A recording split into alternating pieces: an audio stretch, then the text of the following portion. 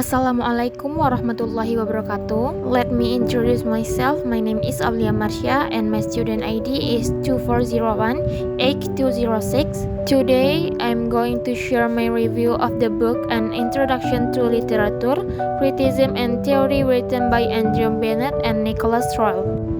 This book consists of 32 short chapters, and each of them focuses on one key idea in literary theory. What makes this book interesting is that the authors explain this concept in a way that feels friendly and easy to understand. They don't try to make the theory sound complicated. Instead, they connect each concept with examples from poems, novels, or plays, so readers can see how theory actually works in real literary text. The main purpose of the book is to help readers think the things that we usually take for granted in literature. It makes us question, what is the beginning of a text? Who creates meaning? Is the author always the authority? And what role does the reader actually play? Solve this question, the authors try to show that reading literature is not only about understanding the story, but also about thinking critically.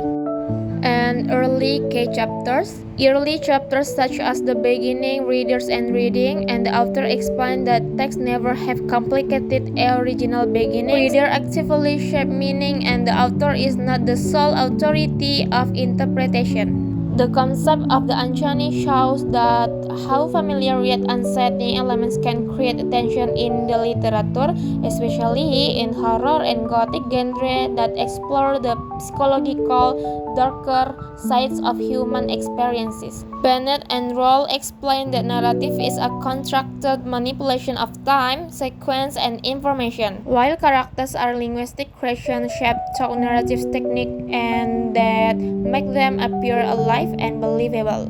Ideology, the book emphasizes that no literary text is completely natural. Every story carries certain ideological value related to gender, power, social class, or morality. The third edition also includes new chapters that connect literary theory to modern culture. For example, the creative writing chapter discusses how writing itself is influenced by theory. The moving picture chapter show that films can also be analyzed like literary text. And while Mutant and War explore issue of identity, fear, conflict, and trauma in contemporary storytelling. One of the biggest strengths of this book is clear and friendly language. It makes difficult ideas feel accessible. The example used are also varied, which helps readers understand the theory better. However, the book also has some weaknesses.